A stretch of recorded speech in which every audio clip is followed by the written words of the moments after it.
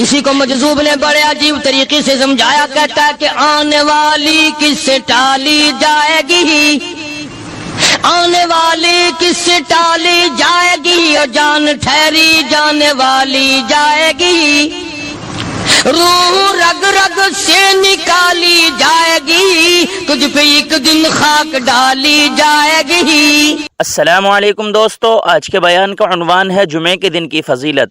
اللہ تعالیٰ نے جمعے کے دن کو تمام دنوں کا سردار کیوں بنایا؟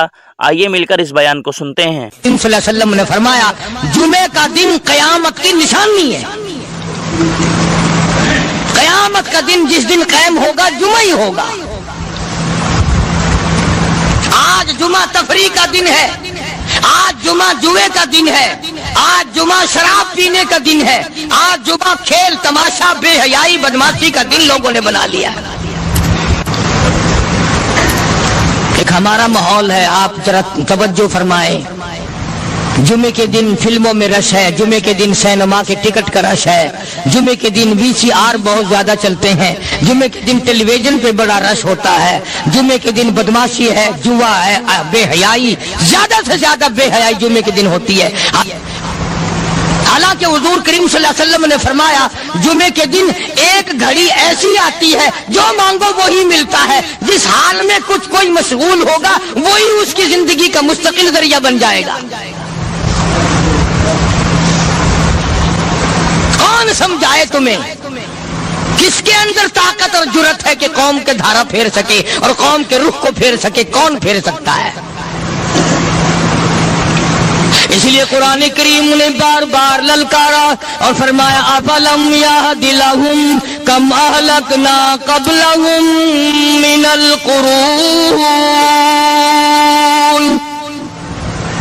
اکڑنے والوں، بدماشی کرنے والوں، بغیرت کمیلوں، باداؤ، جب میرا قہر جوش میں آئے گا پھر ایک دو کو نہیں، پھر بستی کی بستی، ملک کے ملک اجاڑ کے رکھ دوں گا۔ افلم یہد لہم کم اہلکنا قبلہم من القرون،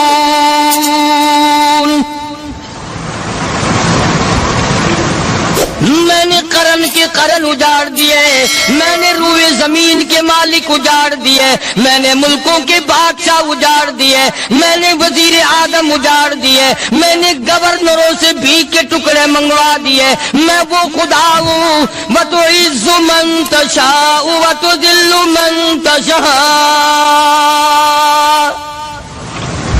بِيَدِكَ الْخَيْرُ إِنَّكَ عَلَىٰ كُلِّ شَيْءٍ قَدِيرٌ۔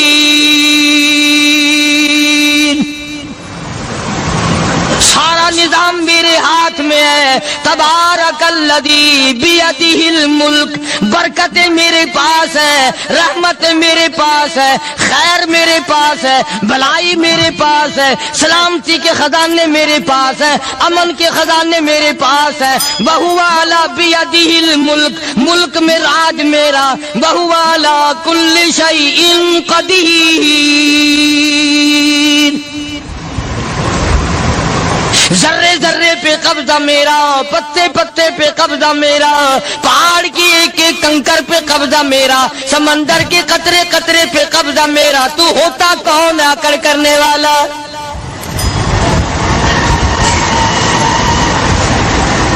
غور نہیں کرتے، سوچتے نہیں ہیں کہ کلام الہی ہمیں کیا بتانا چاہتا ہے۔ جناب عثمان رضی اللہ تعالیٰ عنہ فرماتے ہیں او لوگوں، میں نے ساری زندگی گزار دی، اسلام کے بعد جس دن سے میں نے کلمہ پڑھا آخری دم تک کوئی جمعہ ایسا نہیں، کوئی جمعہ ایسا نہیں گزرا اللہ کے نام پر میں نے ایک غلام خرید کے آزاد نہ کیا ہو۔ پہلے لوگ بھی جمعے کے دن درود پاک کی کثرت کرتے تھے، خیرات کیا کرتے تھے کہ 8 دن کا کفارہ ہو جائے، اللہ تبارک و تعالی راضی ہو جائے۔ آج کے دن قیامت آئے گی، نہ جانے میرا کیا حال بنے گا، کن لوگوں میں میرا شمار ہوگا۔ مدنی کریم صلی اللہ تعالی علیہ وسلم کا دربار لگا ہوا ہے، مجلس ہے آقا مدنی صلی اللہ علیہ وسلم کی، وہ کتنے مقدروں والے جوان تھے جو اپنے محبوب صلی اللہ علیہ وسلم کی مجلس میں بیٹھتے تھے. وہ کتنے خوش بخت اور خوش نصیبے والے لوگ تھے جو اپنے آقا کے سامنے بیٹھتے تھے. حضور کریم صلی اللہ علیہ وسلم نے فرمایا مجھے 3 چیزوں سے بڑی محبت ہے, 3 چیزیں بڑی پیاری لگتی ہیں, 3 چیزیں دنیا میں بڑی مرغوب ہیں مجھے. فرمایا ایک نماز میری آنکھوں کی ٹھنڈک ہے. سرکار کی پسندیدہ بات سنو, فرمایا نماز میری آنکھوں کی ٹھنڈک ہے. جو نماز پڑھتا ہے وہ میری آنکھوں کو ٹھنڈا کرتا ہے, جو نماز نہیں پڑھتا کیا مطلب وہ مجھے رنج دیتا ہے. اور جامع ترمذی میں ایک حدیث موجود ہے, ارشاد ہے حضور کریم سب کہہ دو صلی اللہ علیہ وسلم کا, فرمایا کہ ہر پیر کے دن, ہر جمعرات کے دن ہر امتی کا نام اعمال میرے سامنے پیش کیا جاتا ہے. ہر امتی کا اعمال نامہ سرکار کے سامنے کر دیا جاتا ہے. تیرے فلاں امتی کا یہ عمل ہے. ذرا مسجد میں بیٹھے ہو, قبلے کی طرف منہ کیے بیٹھے ہو, لوگوں سوچو تو صحیح ہمارے اعمال نامے دیکھ کر آقا کو کتنا رنج ہوتا ہوگا. ہمارے کردار دیکھ کر, ہماری روح سیاہی کو دیکھ کر آقا کو کتنا رنج پہنچتا ہوگا صلی اللہ علیہ وسلم. ارے ہم نے حضور کی ذات اقدس کو رنج پہنچایا, پریشانی پہنچائی, تکلیف پہنچائی. پرواہ نہیں کرتے نمازوں کی, نوجوان بھی بوڑھے بھی حج کر کے بھی نماز پڑھتے لوگ. اور اب تو ویسے بھی دانا بینا لوگ ہیں. تو آپ نے ارشاد فرمایا کہ میری آنکھوں کی ٹھنڈک نماز میں ہے. 3 چیزیں مجھے پیاری ہیں پوری دنیا میں, 3 چیزیں پسندیدہ ہیں میری. سب سے پہلی فرمایا نماز میری آنکھوں کی ٹھنڈک ہے. قرۃ عینی فی الصلاۃ او کما قال النبی صلی اللہ علیہ وسلم. فرمایا جس آدمی, جس امتی کا یہ دل کرے کہ میں نبی کی آنکھ ٹھنڈی ہو, اسے چاہیے کہ نماز پابندی سے پڑھے. دوسرا فرمایا وفادار عورت مجھے بڑی پسند ہے. حضور کریم صلی اللہ علیہ وسلم نے فرمایا وفادار عورت, ہائے ہائے ہماری ماؤں سے زیادہ وفادار کون ہوں گی. جناب عائشہ صدیقہ رضی اللہ تعالیٰ عنہ فرماتی ہیں کالی کملی والے کے گھر میں 3 مہینے چولہے میں آگ نہیں جلتی تھی.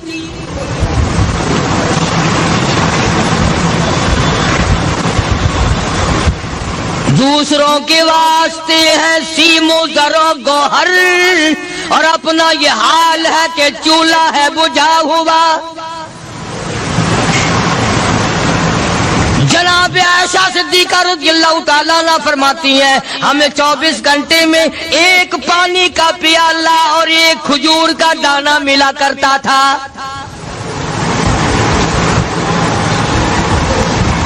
کبھی اپنی ماہوں کی خوراک تو دیکھو, خرچہ تو دیکھو. اور اگلی بات سنو تو حیران ہو جاؤ. جناب عائشہ صدیقہ رضی اللہ تعالیٰ عنہ فرماتی ہیں اس پیالے اور کھجور کی قدر بھی تب ہوئی جب وہ بھی نہ ملی. پیسوں کو برباد کرنے والوں, بے قدری کرنے والوں, ذرا سوچو تو صحیح کہ کیا گھر ہے محمد عربی سب کہہ دو صلی اللہ علیہ وسلم کا. اسی گھر سے خیر و برکت ملی صحابہ کرام کو, لیکن دنیا نہ تھی, بلڈنگ نہ تھی, کوٹھی نہ تھی, بنگلہ نہ تھا, چہل پہل نہ تھی. اچھا ایک بات اور آج یاد کر کے لے جاؤ, یہ تو مجبوری ہوئی نا, یہ تو ایک مجبوری ہوئی, پریشانی ہوئی, محتاجی ہوئی کہ پانی کا 1 پیالہ اور 1 کھجور کا دانہ ملتا تھا. اور اگلی بات سنو تو حیران ہو جاؤ.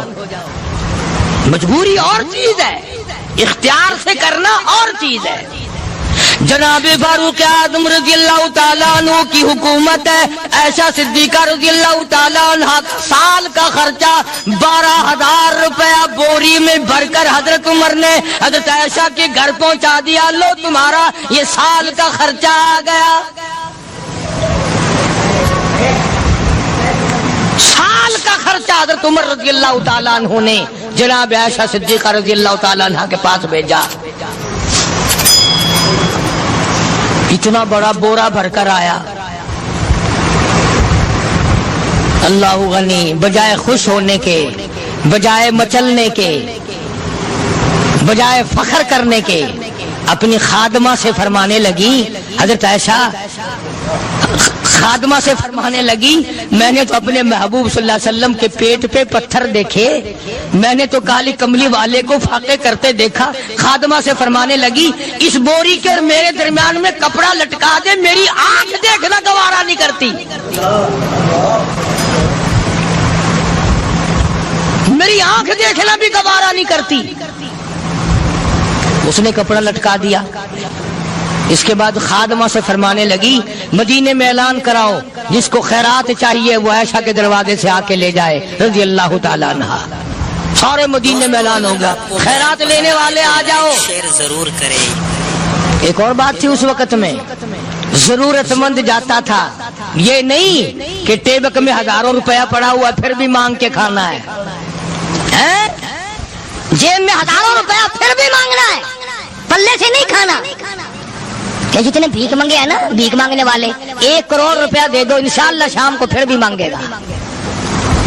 اس کے مقدر میں بھیک مانگنا ہے. فرمانے لگی کچھ نہیں ہے. وہ خادمہ کہنے لگی کچھ نہیں ہے. اب وہ خادمہ کہنے لگی کہ اگر 1 ٹکے کا گوشت منگوا لیتی تو تم بھی اپنا روزہ کھول لیتی، گوشت سے میں بھی کھا لیتی. کیا جواب دیا اما عائشہ صدیقہ رضی اللہ تعالیٰ عنہ نے؟ فرمانے لگی، اب تانا دینے سے کیا فائدہ، تو نے اس وقت یاد کیوں نہیں دلایا؟ اس لیے میں نے یہ واقعہ سنا دیا کہ پہلی بات سن کر کے تو آپ لوگوں کے دل میں بھی یہ بات آئی ہے نا کہ جی مجبوری ہے، چوری تو وہ کرنے سے رہی بیچاری، پریشانی جو ہوئی، غربت جو ہوئی، تنگی جو ہوئی، چلو پانی کا پیالے پہ گزر کیا. اور نہیں، یہ حضرات اختیاری بھی فاقہ کرتے تھے. اب 12,000 آیا اور افطار کرنے کے لیے چھچوا رہے، کھجور بھی نہیں. اور ہم تو خدا جانے کب کب تک کا انتظام سوچتے ہیں، پوتے پوتیوں تک کا انتظام جب تک نہ کر لیں اور اولاد در اولاد تک کا انتظام نہ کر دیں، اس وقت تک ہماری تسلی تو ہوتی نہیں. اسی کو مجذوب نے بڑے عجیب طریقے سے سمجھایا، کہتا ہے کہ آنے والی کس سے ٹالی جائے گی، آنے والی کس سے ٹالی جائے گی، اور جان ٹھہری جانے والی جائے گی، روح رگ رگ سے نکالی جائے گی، تجھ پہ ایک دن خاک ڈالی جائے گی. تیرے رشتہ دار عزیز اقربا دھڑا دھڑ مٹی پھینک کے ایسے آئیں گے گویا تجھے پہچانتے بھی نہیں. بڑی بڑی عجیب باتیں کہی مجذوب علیہ رحمت نے. اللہ کی رحمت نازل ہو اس کی قبر مبارک پہ آمین کا. کہتا ہے سب کی سب ہیں راہ روے کوئے فنا، سب چل رہے ہیں فنا کی طرف. اب یہ جو ہم لوگ بیٹھے ہیں نا خوش ہو رہے ہیں، میری 50 سال عمر ہو گئی، میری 60 سال عمر ہو گئی، میری 40 سال عمر ہو گئی، میری 30 سال کم عمر ہو گئی. اور اصل بات ہمارے دماغ میں، اپنے آپ کو آخرت کے لیے جس قدر ممکن ہو سکے تیاری کریں. آج کل بڑی رات ہے، سویرے اٹھو، کم سے کم صبح و شام ہر آدمی 1 تسبیح درود شریف کی، 1 تسبیح استغفار کی، اور 1 تسبیح تیسرے کلمے کی. یہ تو کم سے کم ہو ہی جائے. بکواس کرتے سو جاتے ہیں، بکواس کرتے اٹھ جاتے ہیں. بلا ہے کوئی زندگی کا معاملہ؟ اللہ سے معافی مانگتا سو جا اور معافی مانگتا اٹھ جا. خدا کی قسم اللہ کا دریائے کرم جوش میں آئے. تو یہ ساری چیزیں میں نے لیے عرض کی تو وقت پورا کرنے والا حساب نہیں کہ نہ جانے کس کو توبہ کی توفیق ہو جائے. کم سے کم ان 3 تسبیحوں کو ہر مرد عورت لازمی پکڑ لے. 1 تسبیح درود شریف کی، 1 تسبیح سبحان اللہ والحمدللہ ولا الہ الا اللہ واللہ اکبر ولا حول ولا قوۃ الا باللہ العلی العظیم، اور 1 تسبیح استغفر اللہ الذی لا الہ الا هو الحی القیوم واتوب الیہ یا استغفر اللہ ربی من کل ذنب واتوب الیہ، اور 1 تسبیح درود شریف کی اللہم صلی علی سیدنا مولانا محمد وعلی آل سیدنا مولانا محمد مبارک وسلم وصلی علیہ. جب ایک مرتبہ درود بندہ پڑھے گا 10 بار اللہ کی رحمت آئے گی، 10 گناہ معاف ہوں گے، 10 درجے بلند ہوں گے، 10 خطائیں معاف کر دی جائیں گی، تو کتنا بڑا اجر ہے۔ خصوصاً بوڑھوں کو چاہیے کہ وہ گپوں میں اپنا وقت خراب نہ کریں۔ خدا کی قسم قبر میں جانے کے بعد تجھے ایک سانس کی مہلت ہے۔ پر مجھے اس بات کا افسوس ہے کہ آپ لوگ پورا مضمون سننے کی کوشش نہیں کرتے، بلکہ بعض لوگ بالکل اخیر میں سر سے، ایک ہے جمعے کی فضیلت حاصل کرنا، ایک ہے جمعہ پڑھنا، ایک ہے سیرو نہاونا، اس میں بڑا فرق ہے۔ ایک ہے سر سے اتارنا اور ایک ہے اس کی فضیلت کا حاصل کرنا۔ حدیث پاک میں آتا ہے کہ جمعے کے دن فرشتے دروازے پہ کھڑے ہو کر کے حاضری لگاتے ہیں۔ ہاں، اللہ صاحب مل کی ٹیکسٹائل مل کی حاضری کا تو پتا ہے، مسجد کی حاضری کا کوئی پتا نہیں۔ اگر دیر ہو جائے تو وہ گیٹ کیپر واپسی کر سکتا ہے، اگر دیر میں آیا تو یہ فرشتہ نہیں کہتا، وہ لانتی ہمارا پیچھے سے۔ بہت مدت کی بات ہے، علامہ یوسف بن نور رحمۃ اللہ علیہ زندہ تھے، میں کراچی تھا، تو حضرت نے مجھے فرمایا کہ جمعہ ہمارے یہاں پڑھا دو اب کے۔ میری والی وہ جمعہ پڑھاتا تھا ان دنوں میں، تو میں جب گیا تو ہم ایک چھوٹے سے دروازے سے داخل ہونے لگے۔ ایک پٹھان کہنے لگا پرلے دروازے سے چلو، میں بھی ادھر سے جاتا ہوں۔ میں نے کہا کیوں؟ کہنے لگا فرشتہ ادھر رجسٹر لیے کھڑا ہے، تم ادھر سے گھس جاؤ گے تمہارا حاضری نہیں لگے گا۔ وہ کہنے لگا فرشتہ بڑے گیٹ پہ کھڑا ہے، ادھر چلو۔ تو کم سے کم اس پٹھان کا تو یہ عقیدہ ہے کہ فرشتہ کھڑا ہے، اور تمہارا خیال یہ ہے کہ جمعے کے دن نہ فرشتہ ہے نہ خدا ہے، کوئی بھی نہیں ہے۔ اس لیے سیرت النبی صلی اللہ علیہ وسلم کا عنوان شروع ہوگا، وقتی آؤ پورا مضمون سنو تاکہ لطف آئے، دل و دماغ بنے۔ اور عقیدہ میں نے تمہیں بتا دیا، لا الہ الا اللہ، خدا کے سوا الہ کوئی نہیں، مشکل کشا کوئی نہیں، پیدا کرنے والا کوئی نہیں، فصل میں، دکان میں، کارخانے میں اس کے سوا برکت دینے والا کوئی نہیں۔ اور یہ بات بتائی کس نے؟ محمد الرسول اللہ صلی اللہ علیہ وسلم، ہمارے نبی حضرت محمد الرسول اللہ صلی اللہ علیہ وسلم نے ہمیں یہ بات بتائی، خدا کے بعد خدا کوئی نہیں، مصطفیٰ کے بعد نبی کوئی نہیں، حضور صلی اللہ علیہ وسلم کے بعد کوئی کسی قسم کا جو نبوت کا دعویٰ کرے وہ کافر ہے، دجال ہے، بے ایمان ہے، وہ خنزیر سے بدتر ہے جو میرے آقا کے ختم نبوت کے تاج کو ہاتھ لگائے گا۔ فرمایا لہم قلوب لا یفقہون بہا، اللہ پاک جل شانہ فرماتے ہیں جس کا دل قرآن کریم سمجھنے کا عادی نہیں، لہم قلوب لا یفقہون بہا، جس کا دل قرآن سمجھنے کے لیے تیار نہیں، وَلَهُمْ أَعْيُنٌ لَا يُبْصِرُونَ بِهَا، جس کا کان اللہ کا قرآن سننے کے لیے تیار نہیں، أَمْ لَهُمْ آذَانٌ لَا يَسْمَعُونَ بِهَا، أَمْ لَهُمْ آذَانٌ يَسْمَعُونَ بِهَا، جس کا کان خدا کا قرآن سننے کو تیار نہیں۔ خدائی فیصلہ سنو، اللہ کے قرآن کا فیصلہ سنو، اللہ کے کلام کا فیصلہ سنو۔ جس کا کان میرا کلام سننے کے لیے تیار نہیں، جس کو میرا قرآن سن کے مزہ نہیں آتا، جس کو میرا کلام سن کے حلاوت نہیں آتی، جس کو میرا کلام سن کے لذت نہیں آتی، جس کی روح تازی نہیں ہوتی، جس کو لطف نہیں آتا، جس کو کیف نہیں آتا، جس کو سرور نہیں آتا، جو میرا قرآن سننے کو تیار نہیں، جو میرا قرآن آنکھوں سے دیکھنے کو تیار نہیں، جو میرا قرآن سننے سمجھنے کے لیے تیار نہیں، آؤ پھر خدائی فیصلہ سنو۔ فرمایا اولئک کالانعام،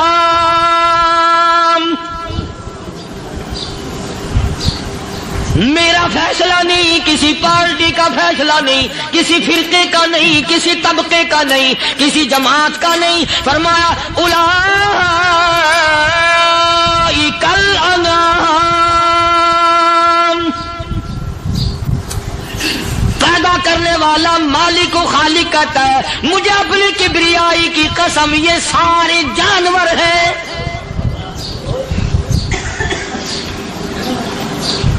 یہ سارے کے سارے جانور ہیں، یہ درندے ہیں جو ایک دوسرے کو چیر پاڑ کر کھاتے ہیں، یہ درندے ہیں جو ایک دوسرے کا خون پیتے ہیں۔ فرمایا بل ہم اضل، جانوروں سے بھی بدتر۔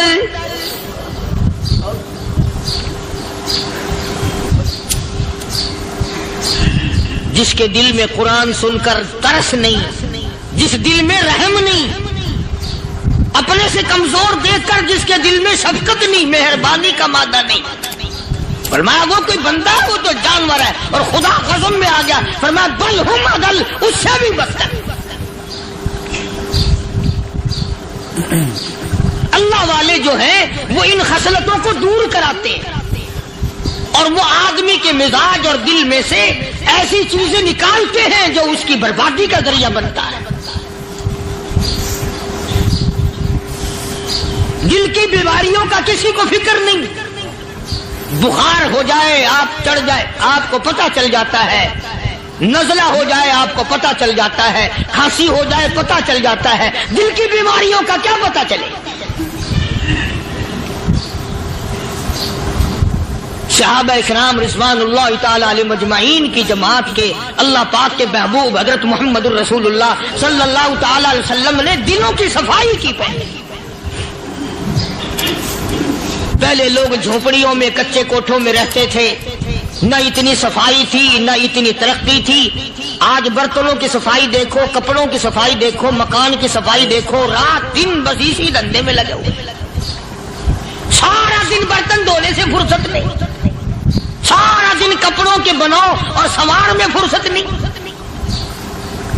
تو اللہ والے ایسے موقع پر بڑی عجیب بات کہتے ہیں، وہی مجذوب ہے، مجذوب علی رحمت کہتے ہیں بظاہر تو ہر شے میں بے حد صفائی، بظاہر تو ہر شے میں بے حد صفائی، مگر دل میں ہے گندگی انتہائی۔ بظاہر تو ہر شے میں چہرے کی صفائی، بدن کی صفائی، نہ جانے کتنی قسم کا صابن ہے، نہ جانے کتنی قسم کے پاؤڈر ہیں، نہ جانے کتنی قسم کے شیمپو ہیں، نہ جانے کتنی قسم کے کپڑے ہیں، کیا چال ڈھال ہے، کیا نئے نئے ڈیزائن ہے۔ مجذوب کہتا سب کچھ دیکھ لیا، بظاہر تو ہر شے میں بے حد صفائی، مگر دل میں ہے گندگی انتہائی۔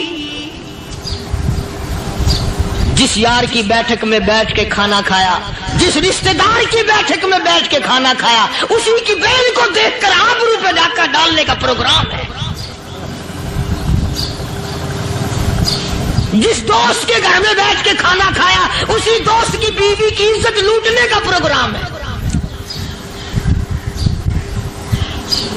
پرانے زمانے میں اب بھی دلی جیسے شہر میں اگر دعوت کی جاتی ہے تو وہاں ایک تشتری میں نمک آتا ہے سب سے پہلے۔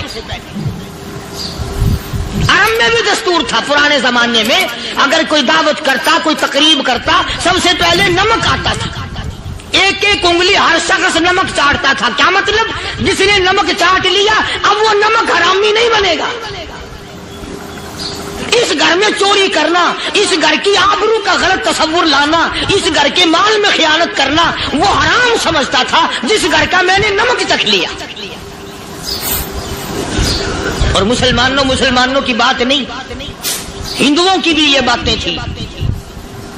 مولانا محمد علی صاحب جلندری سب قید رحمت اللہ علیہ فرمایا کرتے تھے کہ ایک سکھ تھا بہت بڑا ڈاکو، مسلمان اور ہندو مل کر اس کو ساتھ ملا کر کے لے گئے کہ یہاں اس گاؤں میں اس پنڈ میں ڈاکہ ڈالے۔ سفر کر کے گئے، تکلیف اٹھا کے گئے۔ اس سکھ ڈاکو نے پوچھ لیا کہ یہ کون سا گاؤں ہے کہ یہ فلانا ہے۔ اچھا سارے کے سارے یہ تلاش کرو، یہ سوچ بچار کرو، اپنے پنڈ کی، اپنے علاقے کی، کسی مسلمان کی، کسی ہندو کی، کسی سکھ کی، کسی چوڑے چمار کی اس گاؤں میں لڑکی تو نہیں؟ ہمارے یہاں سے کوئی لڑکی تو شادی ہو کے یہاں نہیں آئی ہوئی؟ ان ساروں میں سے کہنے لگا کہ ہمارے بھنگی کی لڑکی جمعدار کی یہاں آئی ہوئی ہے۔ کہنے لگا واپس چلو، بیٹی بیٹی ہے، چاہے بھنگی کی ہو یا نواب کی ہو۔ ارے کل بیٹی کا ڈولا دیا تھا کہ ڈاکہ ڈالیں گے، شرم نہیں آئے گی؟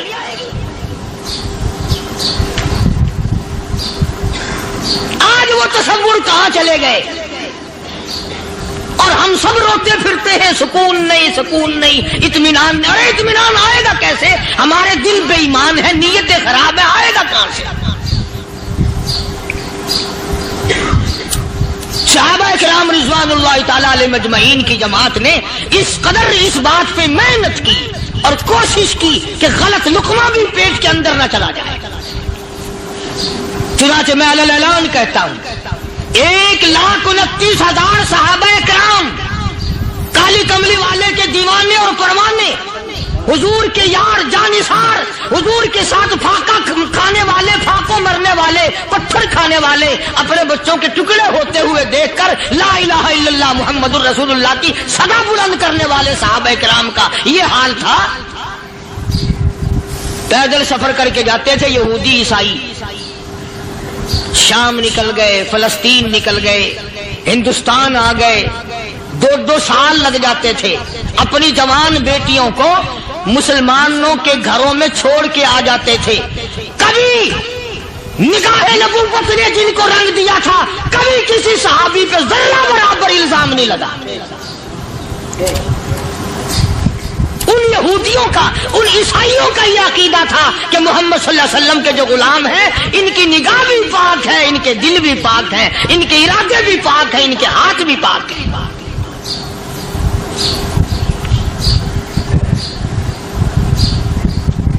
مصر کے گورنر نے، مصر کے جنرل کرنل نے خط لکھا سیدنا فاروق اعظم رضی اللہ تعالی عنہ کی خدمت میں، دور خلافت ہے حضرت فاروق اعظم کا۔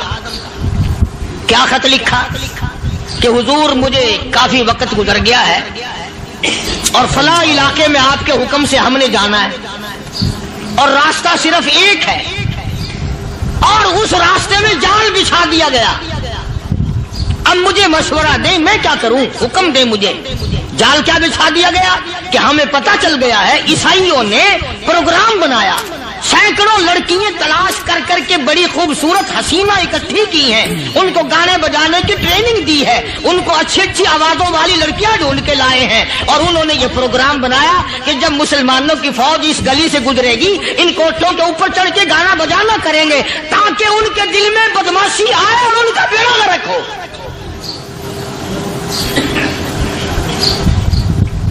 کبھی کافر کا یہ عقیدہ تھا کہ مسلمان کا دل بگڑا تو یہ گیا، اس کی نیت میں خرابی آئی اور یہ تباہ ہوا۔ جناب فاروق اعظم رضی اللہ تعالیٰ عنہ نے اسے یہ خط نے لکھا کہ تو قرآن پڑھا کر، تو نفل پڑھا کر۔ امیر المومنین خلیفۃ المسلمین سیدنا فاروق اعظم رضی اللہ تعالیٰ عنہ نے اپنے جنرل کرنل کو خط لکھا کہ اس میں لمبی چوڑی فکر کی کوئی بات نہیں، اس میں کوئی پریشانی والی بات نہیں، کوئی سوچ و بچار والی بات نہیں، سارے تیری فوج میں، تیری کمان میں مسلمان ہیں، سب کو اکٹھا کر لے، ساروں کو اکٹھا کر کے قرآن کریم کے سورت نور کی 2 آیتیں سنا دے۔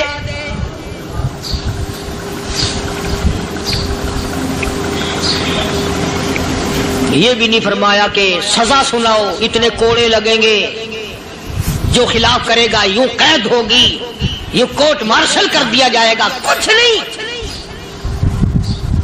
جناب فاروق اعظم رضی اللہ تعالیٰ عنہ کی رائے دیکھو، ان کے خیال میں قرآن کریم میں اتنی بڑی طاقت ہے، اتنی بڑی عظمت ہے، اتنی بڑی کرامت ہے، کلام الہی میں اتنا بڑا شرف ہے۔ اعلان کر دیا، فرمایا اپنے کرنل کو ساری فوج کو، لشکر کو اکٹھا کر کے قرآن کریم کی فلاں فلاں آیت سنا دے۔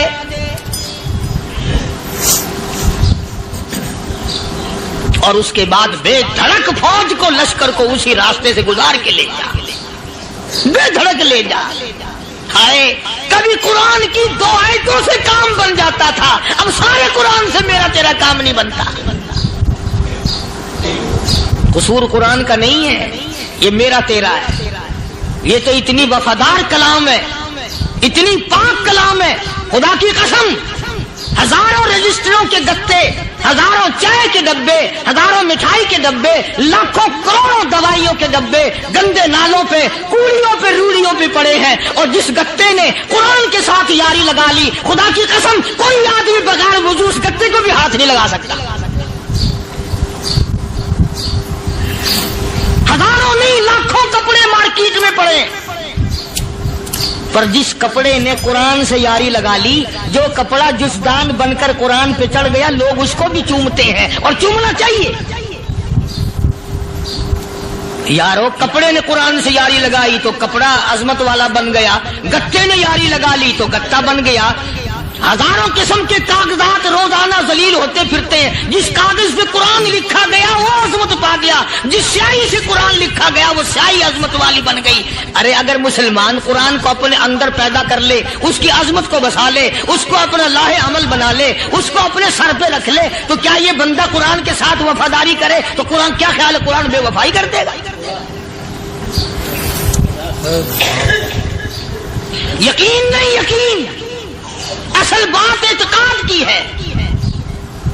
यकीन का तो यह आलम बना हुआ कि अगर कोई चोरी का मामला हो जाए और किसी पर शुभ हो, अगर उसे कहो कि कुरान उठा दे तो देर नहीं लगाएगा। और अगर कहे कि फलानी खानगाह का कुंडा मार दे, कि ये काम मैं नहीं करता। खानगाह के कुंडे में ईमान है, कुरान पे ईमान नहीं। उस पर यकीन है कि पीर अंधा कर देगा, और यहां यकीन नहीं कि जिस खुदा ने पैदा किया, अगर मैंने झूठा कुरान उठाया तो वो बर्बाद कर देगा।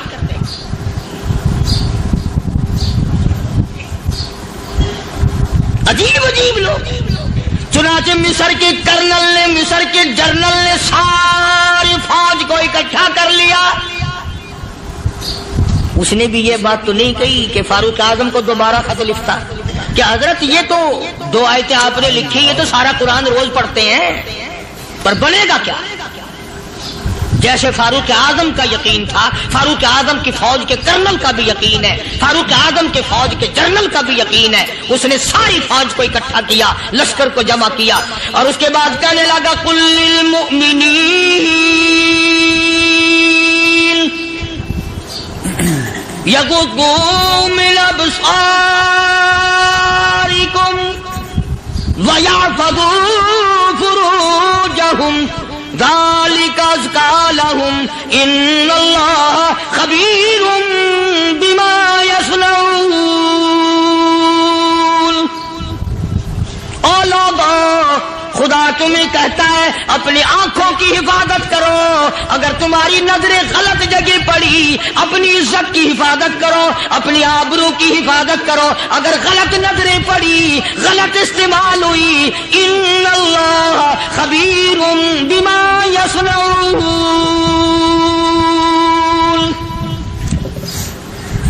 अल्लाह पाक तुम्हारे साथ साथ है, वो हर चीज को देखता जाएगा, वो हर चीज तुम्हारी देखेगा। चुनाचे तारीख शाहिद है, इब्ने हशाम ने लिखा है, इब्ने खुल्दून ने लिखा है, और कई मुअर्रिखीन ने लिखा है कि जब मुसलमान जर्नल ने, मुसलमान कर्नल ने अपनी फौज को कुरान की 2 आयतें सुनाई और इसके बाद हुक्म दिया चलो, तमाम का तमाम लश्कर चल रहा है। उधर ढोल बजा, धमाके बजे, गाना शुरू हुआ, गाना बजाना शुरू हुआ, सारी फौज निकल गई, सारा लश्कर चला गया। लड़कियों ने देखा कि ये तो खत्म हो गए, नीचे आवाज दे के कहने लगी, और जाने वालों ये सारी फौज कई अंधों की फौज तो नहीं।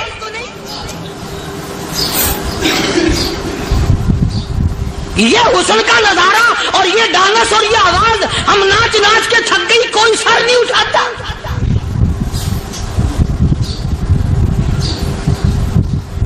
और आज देख लें आप,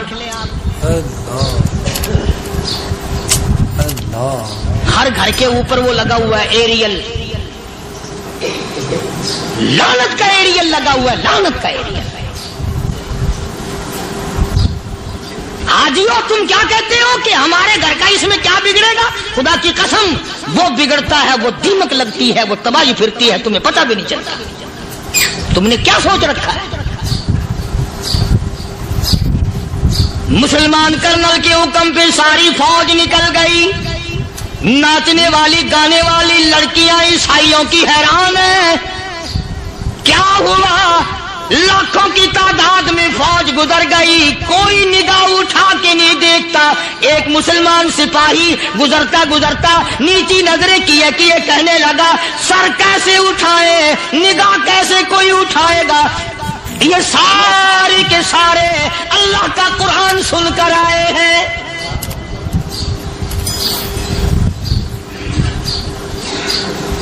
कैसे कोई निगाह उठाएगा, कैसे कोई सर को उठाएगा।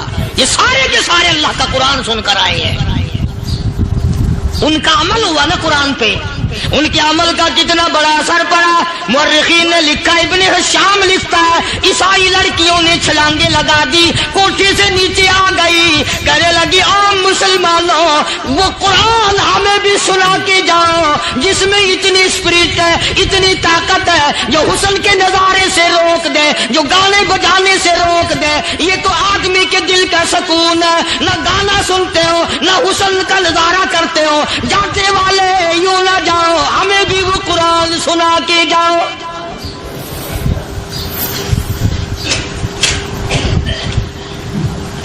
उस कुरान में कितनी बड़ी ताकत है, वो कितनी अजमत होगी उसमें, उस कलाम में कितनी बरकत होगी, जिस कलाम में ये तासीर है कि वो ऐसी ऐसी चीजों से रोक देता है। चुनाचे एक मुसलमान सिपाही चलता भी जाता है और कहने लगा, वकुल्लिल मुमिनीन,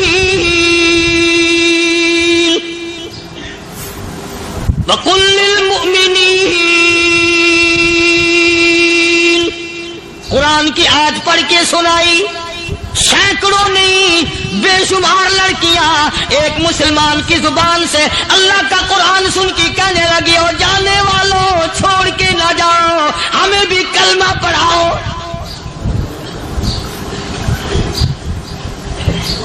जितनी भी वो नाचने गाने वाली थी तमाम की तमाम कलमा पढ़कर मुसलमान बन गई।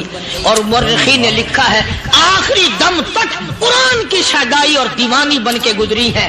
फिर वो लड़कियां जो रात दिन हुस्न जमाल का पैकर बनी रहती थी, उलमा ने लिखा है जब मौत आई, एक एक के बदन में कपड़े लिबास में मौत आई तो 50-50 टाकी लगी हुई थी।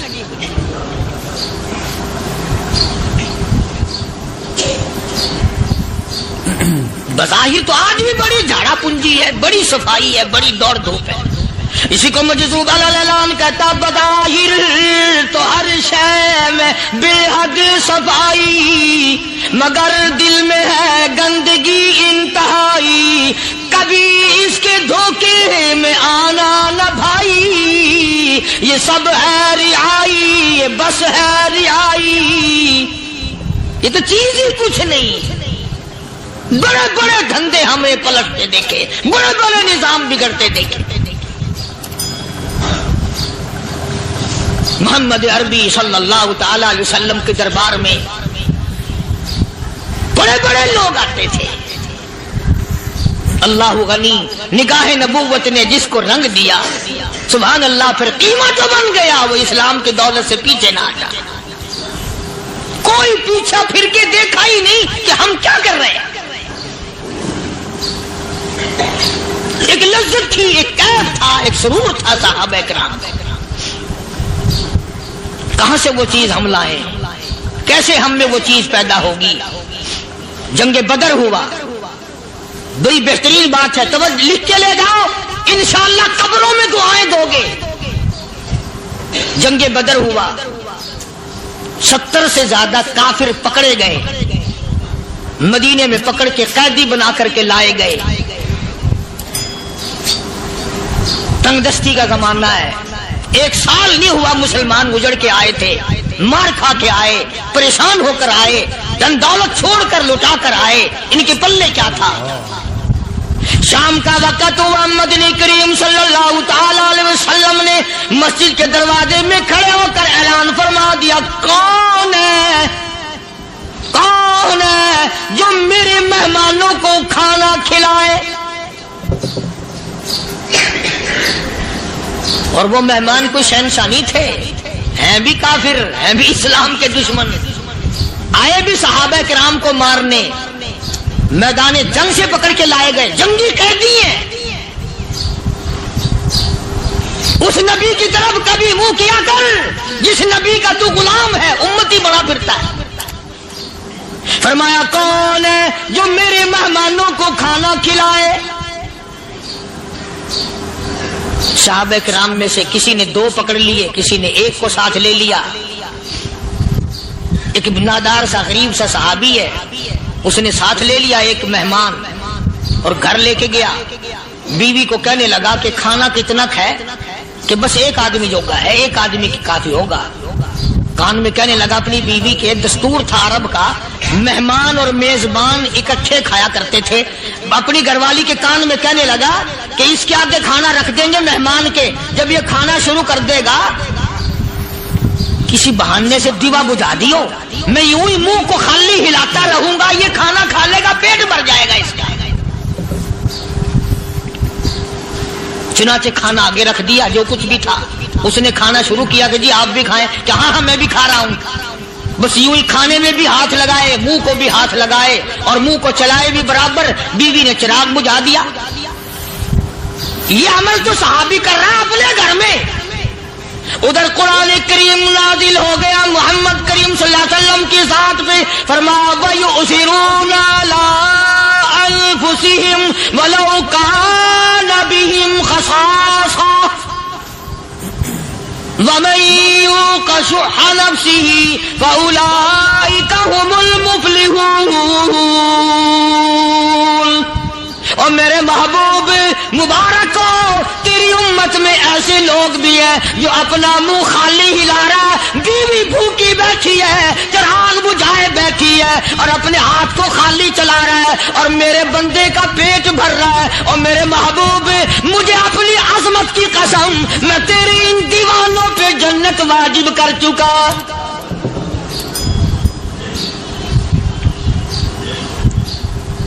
اب حضور صلی اللہ علیہ وسلم نے تو ان کو نہیں سکھایا تھا کہ تو جا کے ایسا کرنا، قدرتی مزاج ایسا بنا دیا تھا۔ ایک اور موقع آیا مدینے پاک میں، جنگی قیدی اور جگہ سے اسی طرح سے آئے۔ ایک صحابی ایک اور آدمی کو، جنگی قیدی کو کافر میں گھر لے گیا۔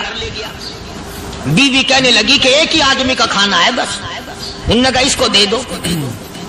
وہ کافر جنگی قیدی کہنے لگا جی آپ بھی کھائیں، کہنے لگا بھی بات ہے صاف، 1 آدمی کا کھانا ہے، تو کھانا کھا، میں درخت کے پتے چبا لیتا ہوں۔ وہ کہنے لگا میں کھاؤں گا پتے۔ انہوں نے کہا تو رئیس آدمی ہے مکے کا، میں پرانا غریب ہوں، مجھے پتے چبانے کی عادت ہے، تیرے پیٹ میں درد نہ ہو جائے، میں عادی ہوں پتے چبانے کا۔ اس نے پتے چبا لیے۔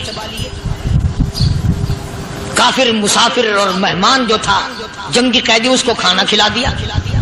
دوسرے دن پھر ایسی نوبت آئی، اس نے کہا آپ بھی میرے ساتھ کھانا کھائیں گے؟ کہ نہیں بھائی تو کھا، میں بچے چبانے کا عادی ہوں۔ 2 دن تو اس کافر نے کھانا کھا لیا، اور جب تیسرے دن اس کے آگے کھانا آیا، انہوں نے کہا بھائی تو ہی کھا، بس اتنا ہی کھانا ہے، میں تو میاں بیوی ہم تو پتے چبا لیں گے۔ اور کہنے لگا مدینے والوں، تم خود پتے چباتے ہو، دشمنوں کو کھانا کھلاتے ہو، آج میری بھی ایک شرط ہے، پہلے کلمہ پڑھا پھر کھانا کھلا۔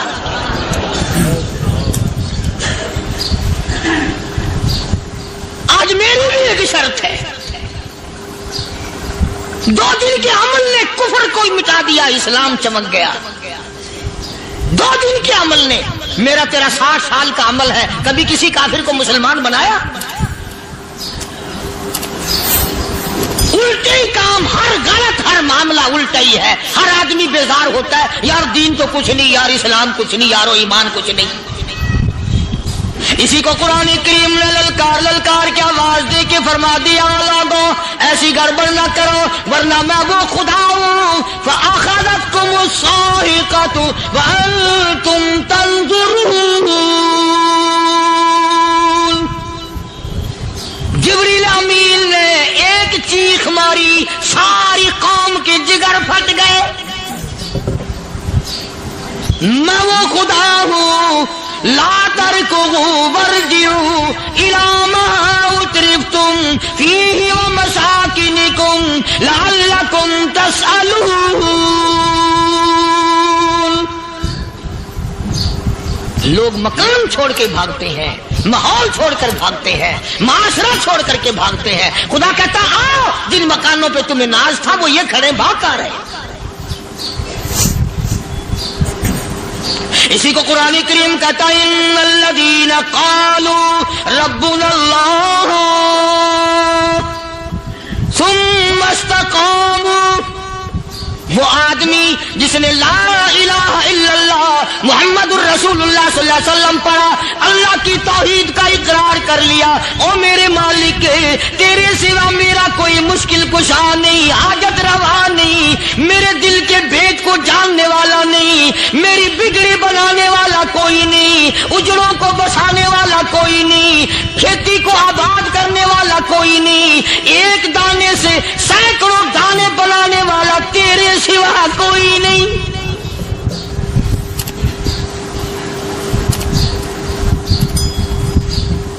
کھیتوں میں جاؤ،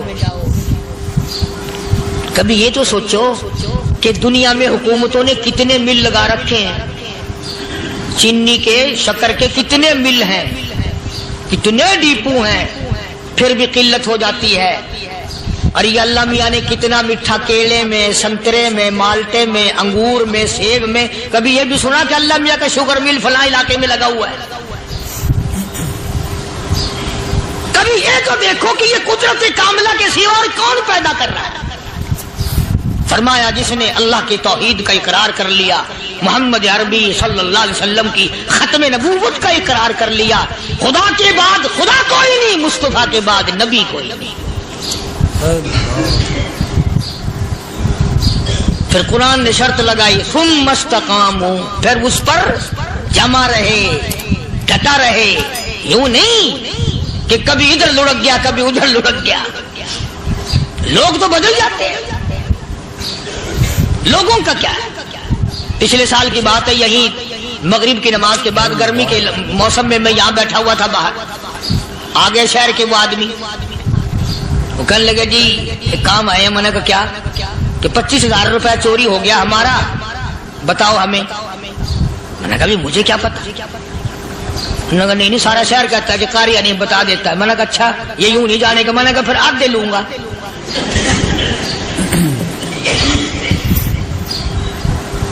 25,000 گم ہوئے ہیں نا، 12.5 میرے 12.5 تمہارے۔ کہنے ہیں دیکھو نا جی بال بچے چھوٹے چھوٹے غریب بچے ہیں جن کے وہ پیسے ہیں۔ میں نے کہا اچھا میں بادشاہ لگا ہوا ہوں؟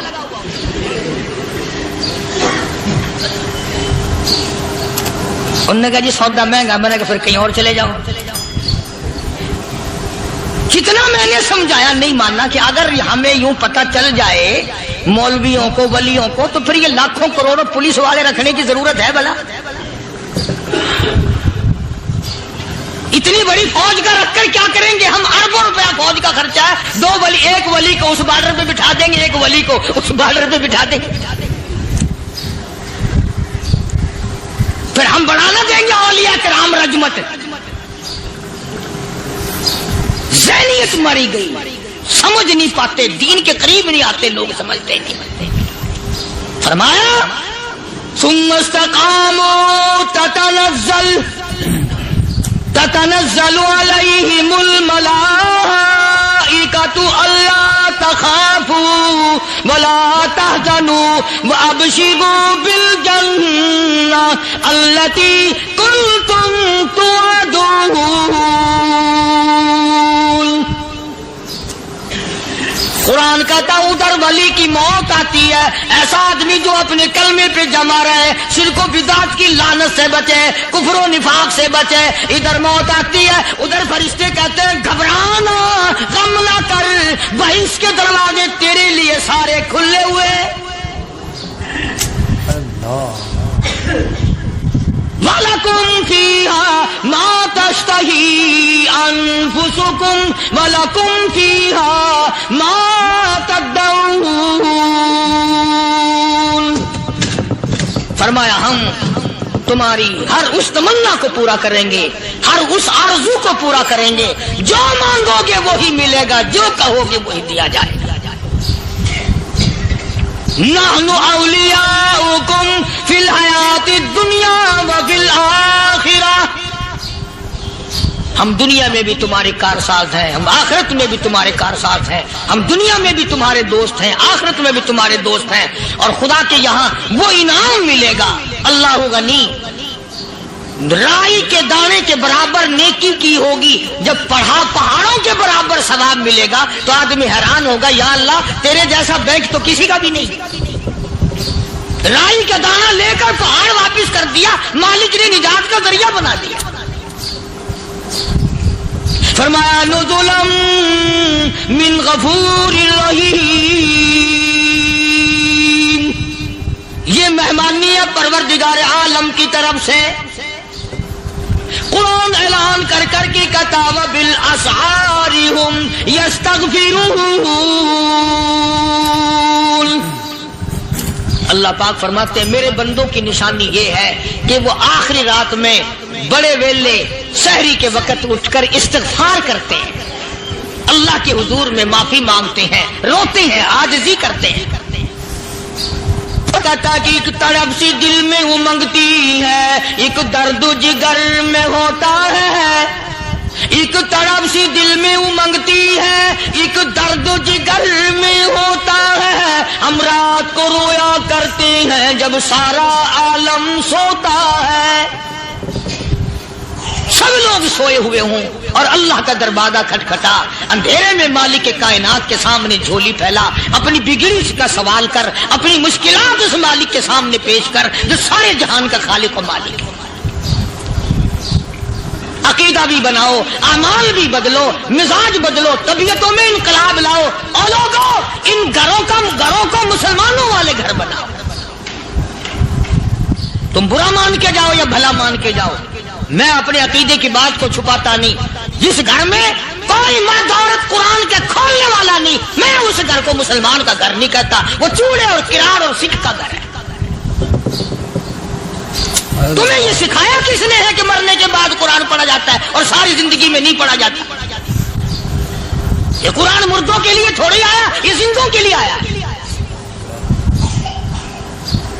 حدیث پاک میں آتا ہے حضور کریم صلی اللہ علیہ وسلم نے فرمایا عیسیٰ علیہ الصلوۃ والسلام ایک قبرستان سے گزرے، گورستان سے گزرے تو ایک قبر کو دیکھا، وہ نبی ایسا تھا، اس کے معجزات ایسے تھے۔ قبر میں دیکھا تو ایک بڑھیا جل رہی ہے، سڑ رہی ہے، تباہ ہو رہی ہے، رو رہی ہے۔ تو عیسیٰ علیہ الصلوۃ والسلام پناہ کر کے وہاں سے گزر گئے۔ چند دنوں کے بعد جو اسی قبر کے پاس سے گزرے تو عیسیٰ علیہ السلام کو دھیان آیا کہ اس قبر میں ایک بڑھیا بڑی عذاب بھگت رہی تھی، مگر اس دن جو دیکھا وہ تو عیش میں بیٹھی ہے، تخت میں بیٹھی آرام کر رہی ہے۔ سیدنا عیسیٰ علیہ السلام نے اللہ پاک سے سوال کر دیا، الہی مرنے کے بعد تو آدمی کوئی نیکی بھی نہیں کر سکتا، اس نے کیا کر لیا کہ اس کا سارا نظام بدل گیا؟ آواز آئی، اے عیسیٰ لکھ کے لے جاؤ یہ بات، حضور کا فرمان ہے۔ فرمایا اے عیسیٰ، اس مائی کے چھوٹے سے پوتے نے استاد کے پاس جا کر کے پڑھا بسم اللہ الرحمن الرحیم، اس ننھے سے منہ سے، چھوٹے سے منہ سے جب یہ لفظ نکلا، اے اللہ تو بڑا مہربان ہے، تو بڑا کریم ہے۔ عیسیٰ چھوٹے سے منہ سے جب نکلا، وہ تو معصوم تھا، اس کے منہ سے جب نکلا نا کہ میں بڑا مہربان ہوں، میں نے اس معصوم بچے کے صدقے میں اس کی دادی پہ کرم کر دیا۔ اس کے نام میں بڑی برکتیں ہیں، اس اللہ کا نام لینے میں بڑی برکتیں ہیں۔ گڑ میں مٹھاس ہے، اللہ کے نام میں مٹھاس نہیں۔ ٹافیوں میں مٹھاس ہے، اللہ کے نام میں مٹھاس نہیں۔ تم نے چکے نہیں دیکھا، اگر تم چکھ لو خدا کی قسم دنیا کی کوئی چیز اچھی نہ لگے اللہ کے نام کے مقابلے میں۔